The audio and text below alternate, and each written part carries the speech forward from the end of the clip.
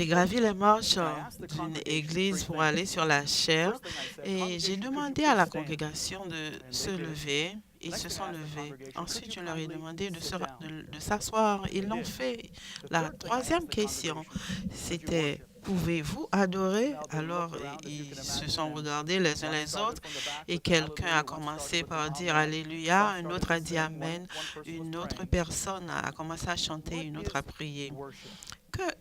Il y avait donc une certaine confusion. Donc, la question que nous avons avec nous, là, à laquelle il faut répondre, est qu'est-ce que l'adoration et comment vraiment définir l'adoration comme Dieu le veut. Donc, j'ai dû retourner à la Bible pour voir ce que cela veut dire d'honorer Dieu dans notre adoration. Et j'ai trouvé plus de 300 versets bibliques et pour voir les principes, et j'ai commencé à comprendre certaines choses. La première chose, c'est que adorer est un verbe d'action. C'est pas un verbe passif, c'est quelque chose qui a été fait. La deuxième chose que j'ai remarqué, c'est que l'adoration est une réponse à Dieu. Quelque chose arrive et il y a une réponse. Et cette réponse, c'est ce que la Bible appelle adoration. Il y a trois éléments principaux dans cette réponse. C'est une réponse de respect. Un exemple serait que quand Jésus s'est révélé ou qu'il s'est fait connaître comme le Dieu, comme le Fils de Dieu, il y a une réponse immédiate qui était d'adorer. Un autre exemple est quand Dieu a accompli quelque chose, vous voyez que les adorateurs adorent Dieu en réponse à quelque chose. Le deuxième aspect, c'est un service réel, une vie de service réel. Quand les enfants d'Israël étaient en Égypte et il a envoyé Moïse, il a dit, je vous envoie pour amener mon peuple afin qu'il me serve vraiment. Donc, l'adoration est une réponse et quand on donne une vie de service réel. Le troisième point, c'est les rites. Évidemment, Dieu demande une certaine action dans un certain lieu et à un certain moment donné. Donc, il y a les rituels, il y a les rites. Donc, je voudrais vous conduire avec moi dans un voyage à travers les Écritures pour voir les différents thèmes, les thèmes qui sont extraordinaires, qui sont la base de ce que nous sommes en train d'explorer ce matin. Nous allons d'abord à Genèse chapitre 1er. Nous y trouvons que Dieu a créé le monde. Et c'est un récit extraordinaire de la création et chaque jour mieux que le précédent. Vous allez voir qu'au cinquième jour que Dieu avait déjà créé le ciel et l'eau et c'était absolument parfait. Dieu regarda le ciel et il dit, nous allons ajouter quelque chose. Il a ajouté les animaux de l'air, les oiseaux, et il a regardé l'eau, il a dit, l'eau était absolument parfaite, mais il a regardé, il a dit, ah, j'ajoute quelque chose. Il a mis les animaux aquatiques. Donc Dieu a toujours voulu le meilleur dans tout. Au sixième jour, Dieu a regardé la terre et c'était absolument parfait, mais il a rempli chaque petit coin de créatures qui bougeaient ou qui s'élevaient. Pourquoi Dieu a-t-il fait tout ça? C'est parce que Dieu est amour. Il a donc déversé son amour sur sa création. Et le sixième jour, nous apprenons que Dieu a créé l'être humain et il l'a mis dans l'environnement le plus extraordinaire, le plus beau possible. Il lui a dit, j'ai déversé mon amour sur vous et j'aimerais que vous fassiez de même en retour. Je vais vous rendre responsable de tout ça. Donc, le plan original originelle de Dieu, c'était qu'il a déversé son amour sur nous en espérant que nous allions en retour lui déverser sur lui notre amour. Le fondement de tout ce que nous faisons comme gestionnaire de Dieu doit être une réponse de Dieu. Nous voyons l'histoire qui se développe dans les Écritures au cours de cette histoire, l'humanité a fait des erreurs, a pris de mauvaises décisions et nous avons vu les dévastations qui ont eu lieu. Au chapitre 3 de Genèse, nous voyons que même après la désobéissance de nos premiers parents, nous voyons au verset 8 que l'homme et la femme entendirent la voix de Dieu alors qu'ils marchaient durant la brise du soir. Dieu qui se promenait à la brise du soir, Dieu aimait et déversait son amour sur nous afin que nous, en retour, nous déversions sur lui notre amour. C'est ça l'adoration. Allons dans Deutéronome chapitre 4. Cette histoire extraordinaire continue. Nous sommes un petit peu plus loin dans l'histoire de l'humanité. Et Dieu a choisi un peuple. Ils avaient été en esclavage pendant plus de 400 ans et Dieu veut maintenant les libérer. Nous voyons cette grande controverse, ce grand conflit où Dieu essaie de les détourner des idoles. Vous savez, quand nous adorons, nous allons déverser tout ce que nous avons sur quelque chose ou sur quelqu'un. Mais Dieu désire que tout cela soit dirigé vers lui.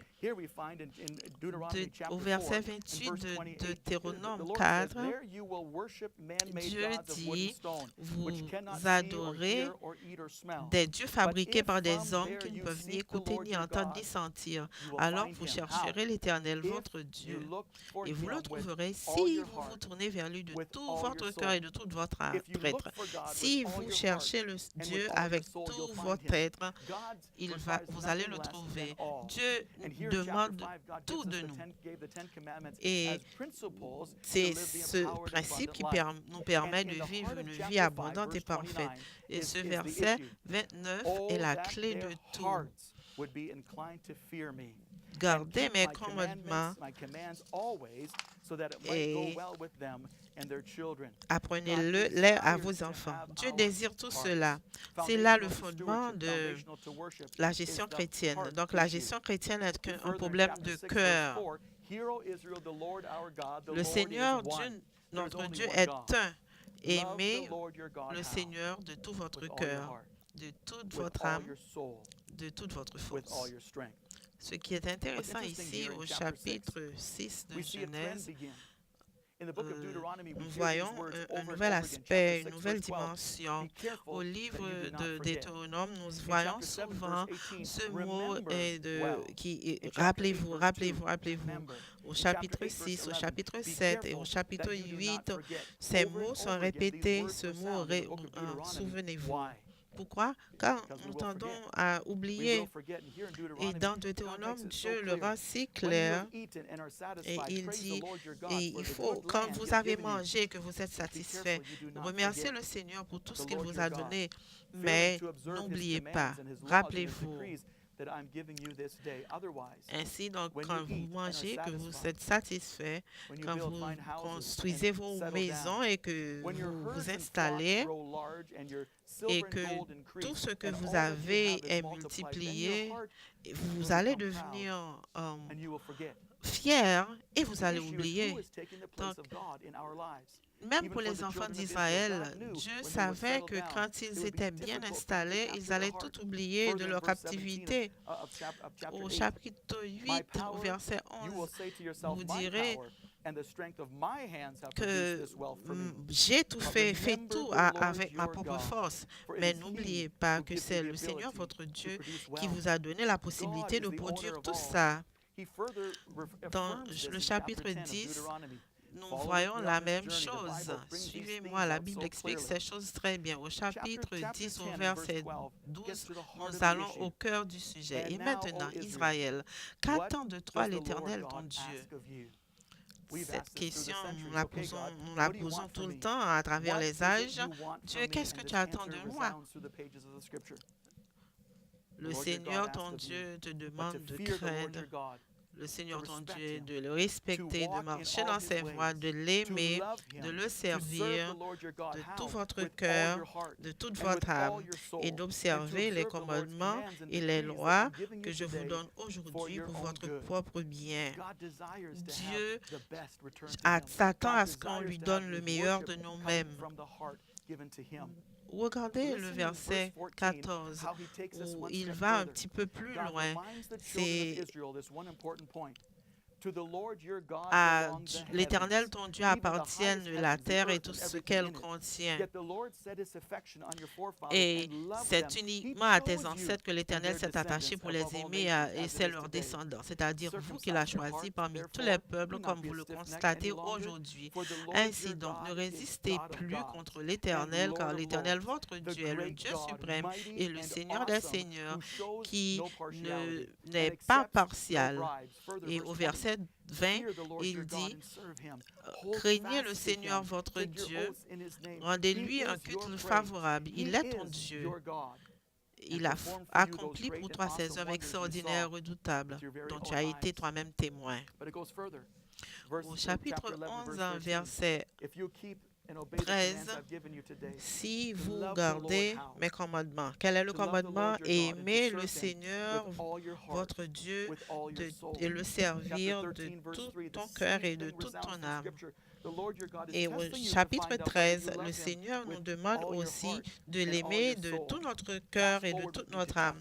Nous allons maintenant au chapitre 30 de Deutéronome et nous voyons ce qu'il dit. Et quand vous et vos enfants retournerez au Seigneur votre Dieu et l'obéissez avec tout votre cœur et toute votre âme, selon ce que je vous commande aujourd'hui, alors le Seigneur répondra au désir de votre cœur. Nous avons donc là où nous sommes, le carrefour où nous sommes aujourd'hui, où allons-nous adorer? Qu'est-ce que nous allons faire? Au chapitre 30 de Deutéronome, verset 19, ce jour, j'ai mis devant vous la vie et la mort, la bénédiction et les malédictions. Aujourd'hui, choisissez la vie afin que vous et vos enfants vous viviez et que vous aimiez le Seigneur votre Dieu, car le Seigneur est votre vie et il vous donnera la paix. Dieu vous fait cette promesse. Il vous dit qu'il sera votre Dieu. Quel sera notre choix aujourd'hui? Nous voyons la dévastation qu'il y a sur la terre. Dans le livre d'Ésaïe, au premier chapitre, nous voyons que le prophète nous raconte et nous dit au peuple de Dieu, arrêtez d'apporter des offrandes sans signification. Le Seigneur veut votre cœur, pas un petit peu de votre cœur, mais tout votre cœur. Alors arrêtez d'apporter des offrandes qui n'ont pas de valeur. Et il dit, ces hommes m'adorent de leurs lèvres, mais ils ne m'adorent pas de leur cœur. Et ils utilisent des règles, des principes qui ont été prescrits par les hommes. Dans Malachie 1er, nous voyons le même problème. Ils apportent des sacrifices qui ne sont pas conformes. Le Seigneur a dit, mon nom sera grand parmi les nations. Mon nom sera grand parmi les nations. Mon nom sera grand parmi les nations.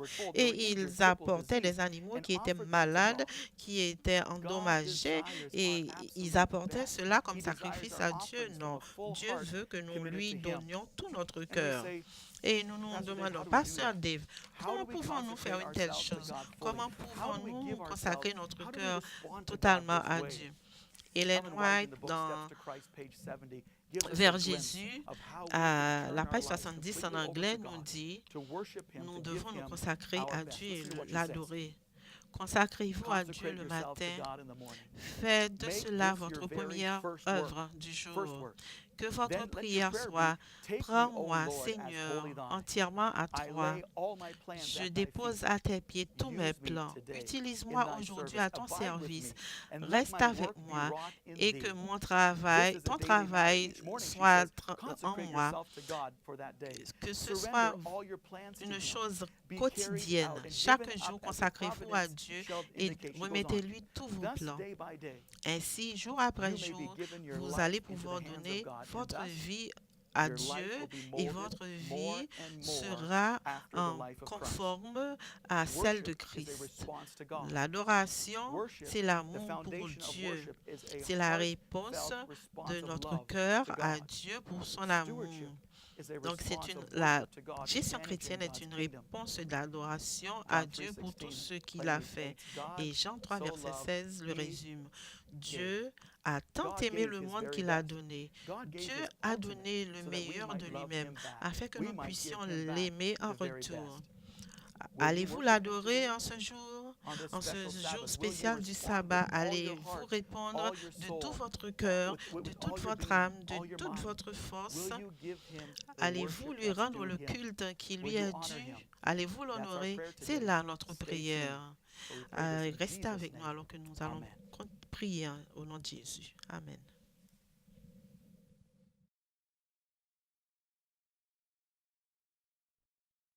There is a quiet place, far from the rapid pace, where God can soothe my troubled mind.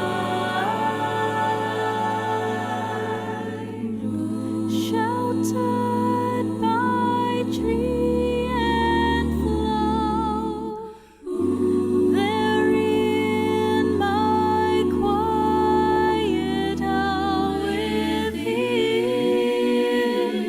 my cares are left behind.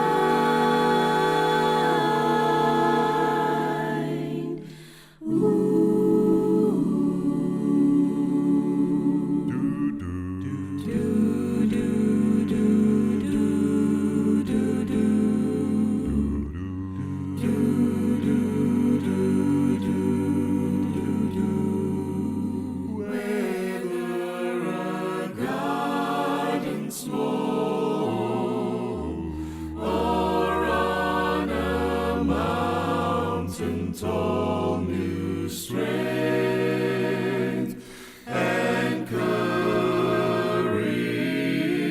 there I find. Then from this quiet place I go prepared to face a new day. With love for all mankind,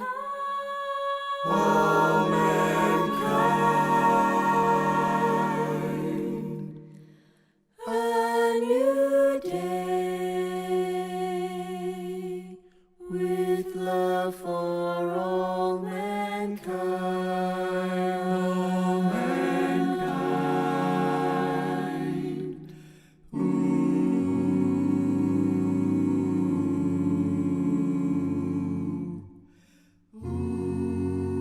Tis the blessed hour of prayer.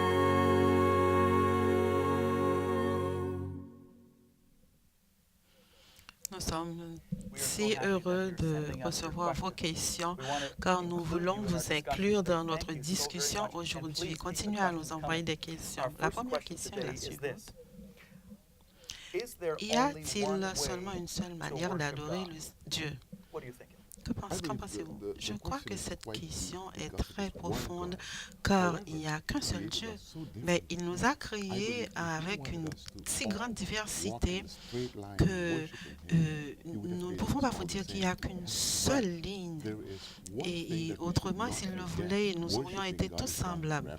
La seule chose qu'il faut, c'est que l'adoration doit être par amour, par acceptance et par soumission à Dieu. Que soit ce que vous faites, Dieu en doit être le centre. Et je suis d'accord avec cette réponse, mais je trouve que dans ma propre expérience, moi-même, je ne l'adore pas toujours de la même manière.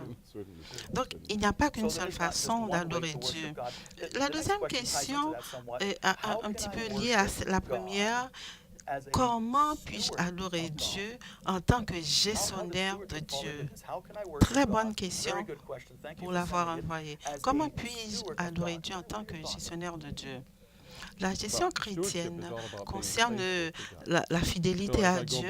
Quand je fais mon travail, quand je joue, quand je fais mon culte, tout cela concerne ma fidélité à Dieu et je démontre ma fidélité, donc ma gestion chrétienne dans toutes les activités de ma vie.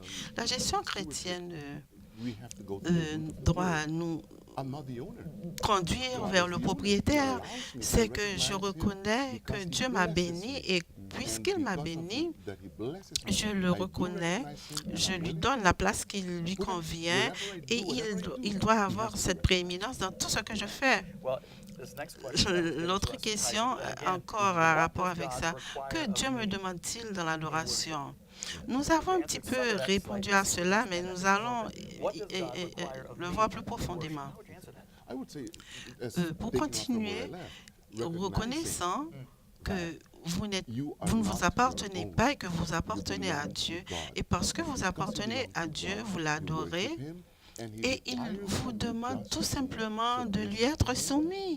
Et comme nous étions en train de débattre ce matin, vous n'allez pas être son esclave, mais il faut tout simplement que je sois conscient de ce que c'est mon Dieu qui m'a béni et que je l'aime, je me soumets. Dans Jean 15, le mot demeurer apparaît.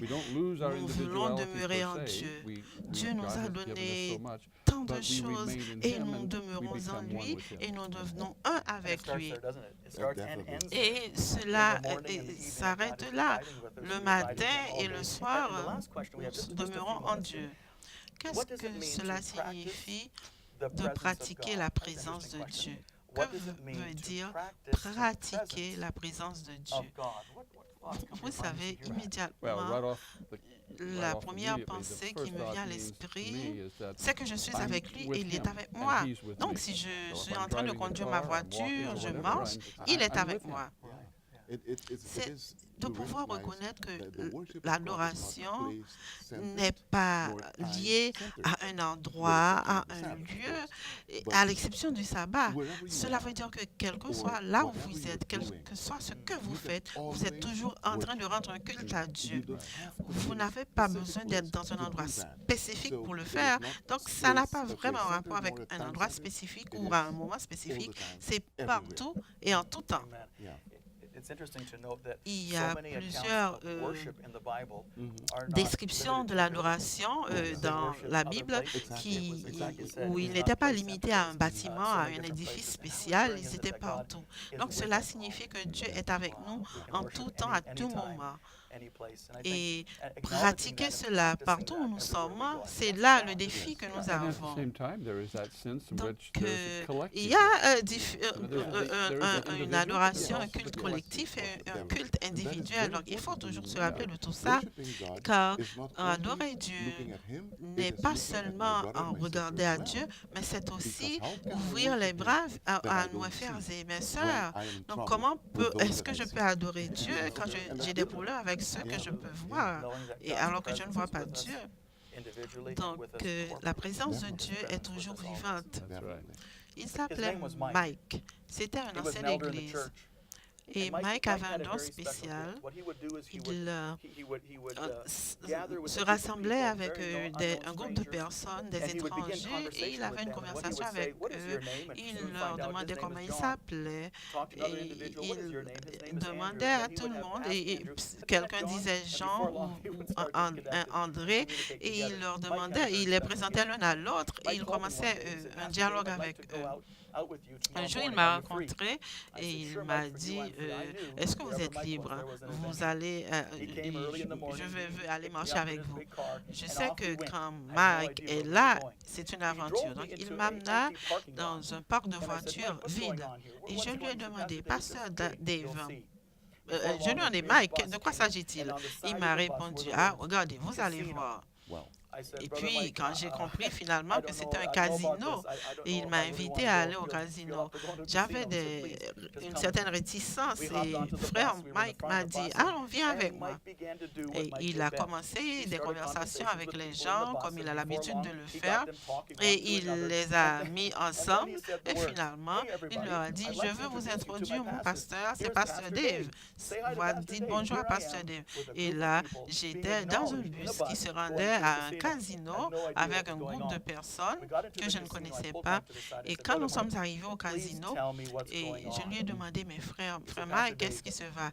Il m'a dit, Pasteur Mike, il y a des gens dans ce casino qui n'ont jamais rencontré Dieu et ils sont toujours à la recherche de quelque chose pour les satisfaire. Ils ne trouveront pas cette satisfaction dans l'argent et dans le jeu. Mais si nous allons prier avec ces gens, cela peut, si nous pouvons les présenter à Dieu. Nous avons donc été au casino, nous avons prié aux gens qui jouaient sur les tables, dans les machines.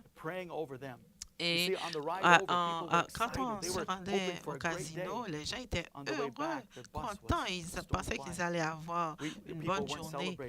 Mais au retour, les gens avaient perdu beaucoup d'argent et ils n'étaient pas aussi heureux qu'à l'avant.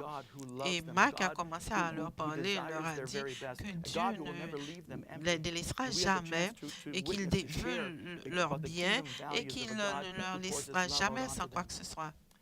Chers amis, que ferez-vous en tant que gestionnaire de Dieu et adorateur de Dieu? Allez-vous le suivre jusqu'au bout? Allez-vous répondre avec ce que vous avez de mieux? Dans Apocalypse, nous trouvons qu'il n'y aura plus de temple et les serviteurs de Dieu le serviront et l'adoreront pour toujours.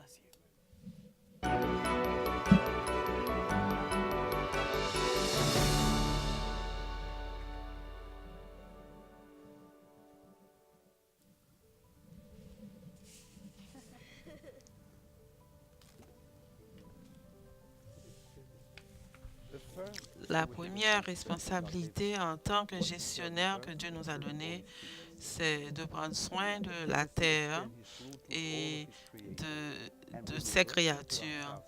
Donc, souvent, nous négligeons cette responsabilité pour en prendre soin de l'environnement et nous avons à abuser des ressources. Arrêtons de faire cela. Commençons à faire les petites mais importantes choses qui ont rapport avec notre environnement immédiat. Que ce soit en fermant le robinet quand nous brossons les dents, passant du temps dans la nature pour apprécier les belles créatures de Dieu. C'est notre responsabilité en tant que gestionnaire de la terre de prendre soin de tout ce que Dieu a créé pour nous.